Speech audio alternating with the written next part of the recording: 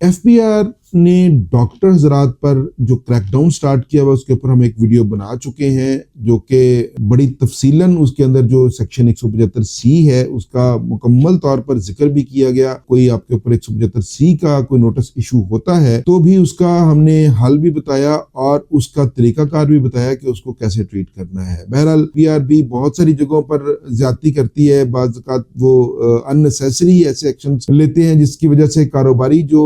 तबका है वो परेशान होता है। और इसके साथ साथ एक और चीज का मैं जिक्र करता जाऊं कि इस वक्त 4C के मतलब भी एक आर्डर सुप्रीम कोर्ट की तरफ से जारी हो चुका हुआ है, जो कि अब पूरे पाकिस्तान में 2022 से 4C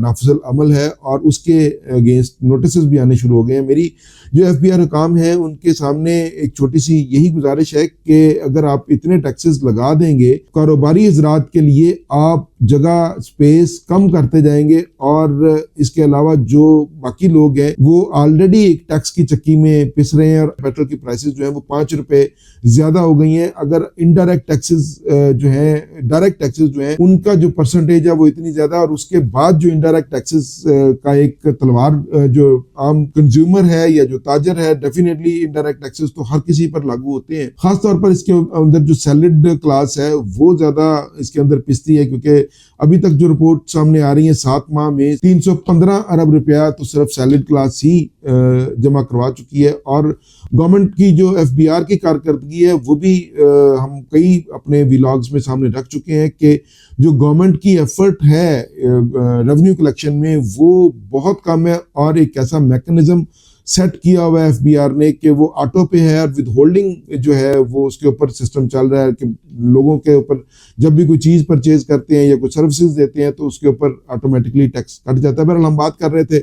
डॉक्टर्स रात की, और इसके अंदर जो पाकिस्तान मेडिकल एसोसिएशन है उन्होंने अब एक जिसे आप कहते हैं वार्निंग कह ले या थ्रेट कर लें कि हम अपने जो प्राइवेट क्लिनिक्स हैं और जो मखसूस जो सर्विसेज हैं वो हम ख़त्म कर देंगे, पूरे पाकिस्तान में उनको महदूद कर देंगे या उनकी स्ट्राइक पे चले जाएंगे कि प्राइवेट क्लिनिक्स पे जो या उनको बंद कर दिया जाएगा या वहाँ पर जो सिर्फ इमरजेंसी जो है सर्विसेज है वो रह जाएंगी। तो बहरहाल ये एक बड़ा अलार्मिंग सी सिचुएशन क्रिएट हो रही है कि सेक्शन 175C का जो है वो गलत इस्तेमाल भी बहुत सारी जगहों पर हो रहा है। और इसको जो डील करने का तरीकाकार था वो हम अपने पिछले व्लॉग में एक में बता चुके हैं, उसका लिंक भी हम इसके साथ पेस्ट कर देंगे डिस्क्रिप्शन में, वो भी लाजमी देखिएगा ताकि आपको ये पता चले कि अगर 175C का डॉक्टर हजरात के ऊपर या किसी भी कारोबारी जो शख्स है उसके ऊपर 175C का इतलाक होता है तो उसको डील कैसे करना है और उसके साथ उसको ट्रीट कैसे करना है। सो अभी हम डॉक्टर्स की बात कर रहे हैं। डॉक्टर्स ने जो 175C है सेक्शन, उसकी इम्प्लीकेशंस जो है उसको बहुत हार्श करार दिया और उन्होंने इस चीज़ पे अपने तहफ़्फ़ुज़ात का इजहार किया है कि जो POS है उसके ऊपर अपने तहफ़्फ़ुज़ात का इजहार किया है और उन्होंने कहा कि जी ये एक कॉन्फिडेंशियल डाटा है, ये डॉक्टर्स और पेशेंट की प्रिविलेज्ड इंफॉर्मेशन है और एफबीआर आता है और आकर तमाम रिकॉर्ड उठाकर ले जाता है, जो कि किसी भी तरीके से ना कानूनी तौर पर ठीक है ना इखलाकी तौर पर ठीक है कि किसी भी जो पेशेंट का डाटा है वो डॉक्टर और पेशेंट की एक प्रिविलेज्ड इंफॉर्मेशन है और डॉक्टर उसको जो है वो सीगा राज में रखने का पाबंद है। मगर अगर एफबीआर के नुमाइंदे आ जाते हैं और वो अगर वो रिकॉर्ड उठाकर ले जाते हैं तो एक ब्रीच ऑफ कॉन्ट्रैक्ट जो है डॉक्टर और पेशेंट के दरमियान वो मुतासर होने का खदशा है। बहरहाल इसके ऊपर अभी जो पाकिस्तान मेडिकल एसोसिएशन है उन्होंने अपने खदशात का इजहार किया और उन्होंने जो तमाम प्राइवेट क्लिनिक हैं उनको बंद करने की धमकी दे दी है एफबीआर को। और अगर वो बंद होते हैं तो डेफिनेटली इसके ऊपर होगा क्या कि जब एक बंदे की इनकम रुक जाएगी तो एफबीआर टैक्स कहाँ से लेगा। सो ये चीज़ें बहुत सारी चीज़ें हैं। एफबीआर बहुत सारी जगहों पर जो है नाजायज़ भी तंग करता है और रकलेस किस्म की जो है वो असेसमेंट्स करता है और उसके ऊपर एक बहुत बड़ी डिमांड खड़ी कर देता है और जो कि अल्टीमेटली लिटिगेशन में जाकर वो ख़त्म हो जाती है। मगर मैं ये एफबीआर हुकाम से ये पूछना चाहता हूँ कि ऐसी डिमांड्स क्रिएट करने का फ़ायदा क्या है जिनकी रिकवरी बहुत मुश्किल होती है, जो कि अगर फ़र्ज़ किया कि आप अननेसेसरी और जो है वो गैर मंतकी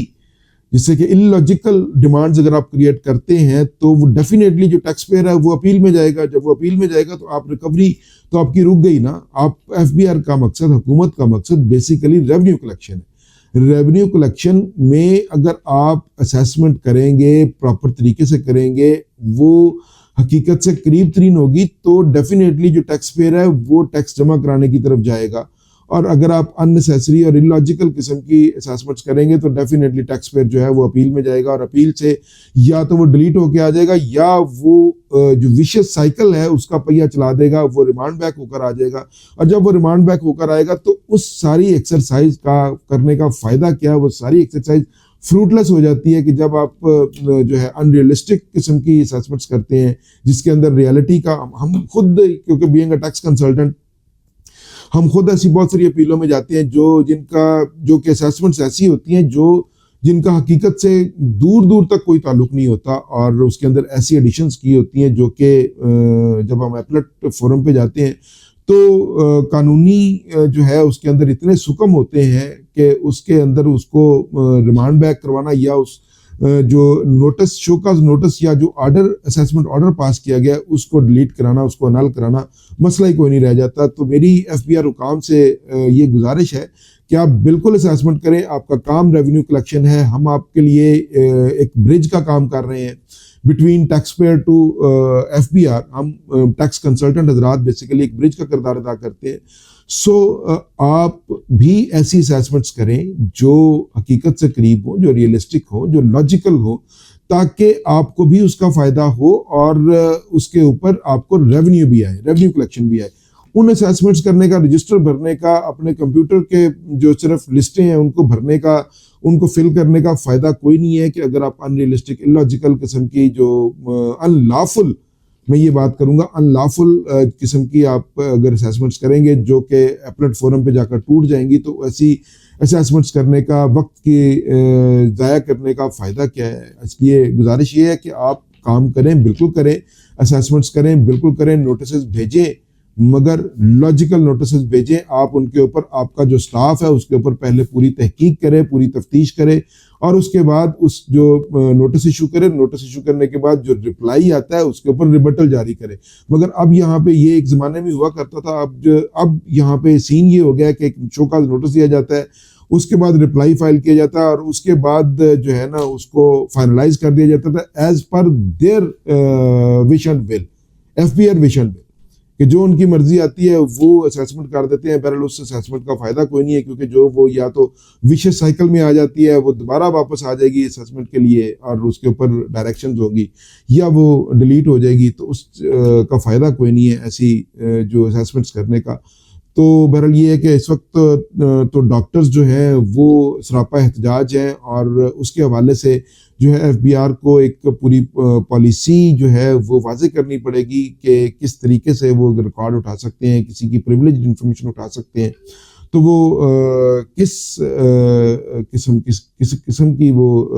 पॉलिसी लेके आते हैं, ये अब एफबीआर पे डिपेंड करता है। बहरहाल जो मेरी एक रिक्वेस्ट यही है एफबीआर हुकाम से कि टैक्स पेयर के लिए ईज पैदा करें ताकि वो आपको टैक्स दे, ना कि उसके लिए हर्डल्स क्रिएट करें कि वो कानूनी जो आप सुकम छोड़ जाते हैं, जो असेसमेंट करते हुए जो सुकम छोड़ दिए जाते हैं, उनका फ़ायदा लेकर वो या तो डिमांड ही डिलीट हो जाती है, ज़ीरो पे आ जाती है, और फिर उसके बाद आप कुछ नहीं कर सकते। कुछ ना आने से कुछ आना बेहतर है। आप ऐसे अनरियलिस्टिक, अनलॉफुल असेसमेंट से जो है वो गुरेज करें, उनको कोशिश करें कि वो रियलिस्टिक भी हो और लॉफुल भी हो, ताकि गवर्नमेंट के रेवेन्यू में भी इजाफा हो और टैक्स पेयर को भी कारोबार करने में भी आसानी हो। ये नहीं है कि किसी के ऊपर एफआईआर दर्ज करवा दी जाए या किसी को का कारोबार का क्लोजर कर दिया जाए, या वो खुद मजबूर हो। आपके सामने है कि इस वक्त बहुत सारी जो इन्वेस्टमेंट है पाकिस्तान से बाहर जा रही है, जो मल्टीनेशनल कंपनीज है, ये जो 4C है, 4C के इम्प्लीकेशंस जो आएंगे, 300 अरब रुपया इकट्ठा करके क्या मिल जाएगा कि जब अगर फर्ज किया कि वो नेक्स्ट ईयर से अपने जो प्रॉफिट्स हैं, प्रॉफिट्स के ऊपर ही 4C लगाना है, सुपर टैक्स लगाना है, तो अगर वो अपने प्रॉफिट्स ही कम कर देंगे तो डेफिनेटली उसका एक इम्पैक्ट तो ये आएगा कि 4C की तरफ से आप जाएंगे। दूसरा ये होगा कि जो वो अपनी इनकम पर टैक्स दे रहे हैं वो भी डेफिनेटली निचले स्लैब में आ जाएंगे, तो उनका रेवेन्यू भी, जो टैक्स भी कम कैलकुलेट होगा। सो ऐसी चीज़ों से, ऐसे जो अनरियलिस्टिक किस्म के जो मेजर्स लिए जा रहे हैं उनसे जो है वो थोड़ा सा टैक्स पेयर की ईज को मद्देनजर रखते हुए कोई ऐसी पॉलिसीज बनाई जाए ताकि पाकिस्तान में बिजनेस बढ़े फूले और उसका ज़्यादा से ज़्यादा टैक्स जमा हो और पाकिस्तान की बेटरमेंट हो। आज के लिए इतना ही, इजाज़त दीजिए, अल्लाह हाफिज़।